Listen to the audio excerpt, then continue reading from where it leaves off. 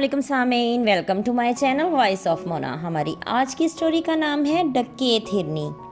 मैं लाहौर से कराची जा रही थी।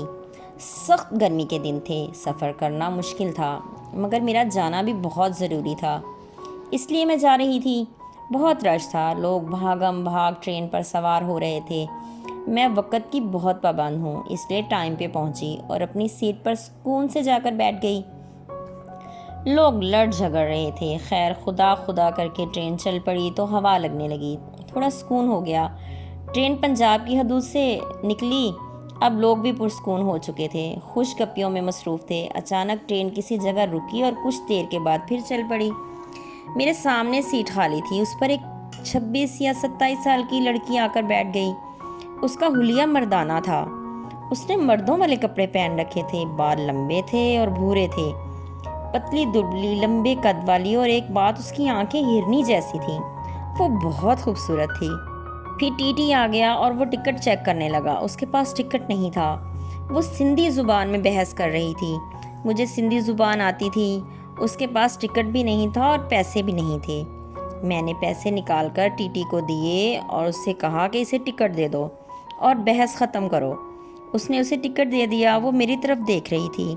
मैंने इशारे से कहा, कोई बात नहीं, तुम बैठ जाओ। वो अब मुसलसल मुझे देखे जा रही थी। मैंने उसे बोला, कोई बात नहीं, इंसानियत का रिश्ता है, तुम उस नाते से दिए हुए पैसे वापस नहीं करने तुम्हें, मैंने छोड़ दिए। वो अपनी सिंधी ज़ुबान मेरे मुंह से सुनकर कुछ हैरान हुई। फिर बोली, आप तो पंजाबी हो, ये सिंधी आपने कहाँ से सीखी? वो अब उर्दू बोल रही थी। मैंने कहा, मुझे आती है सिंधी, मैं 3 साल सेवन रह के आई हूँ। वो अब काफ़ी बेतकल्लुफ़ हो चुकी थी।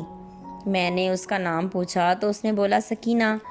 मैंने पूछा, क्या करती हो और ये हुलिया कैसा बना रखा है? वो बोली, क्या करूं, ज़माने ने मजबूर कर दिया ये हुलिया बनाने पे। मैं डकैतियाँ करती हूँ। मेरे बाप ने मुझे बेच दिया था, फिर मैंने अपने शौहर को कत्ल कर दिया, फिर सज़ा भुगती। वो 80 साल का बुढ़ा था। वहाँ से आज़ाद हुई तो मैंने सिंध में ही छोटी छोटी डकैतियाँ शुरू कर दी। मैंने पूछा, अकेले? बोली, नहीं, मेरा एक दोस्त है, हम 2 लोग हैं। मैंने बोला, मुझे क्यों बता दिया? बोली, आपने मेरी मदद की है। मैंने कहा, कोई बात नहीं। फिर ट्रेन रुकी, वो मुझसे हाथ मिलाकर उतर गई। मैं उसके बारे में सोच रही थी कि हमारा माशरा अच्छे भले इंसान को क्या बना देता है। वो बहुत खूबसूरत थी और क्या बन चुकी थी। दिल बहुत दुखा, लेकिन मैं उसके लिए कुछ नहीं कर सकती थी। ऐसे बहुत से लोग हैं, पर क्या कर सकते हैं। जीते रहिए, खुश रहिए। मिलते हैं अगली कहानी के साथ।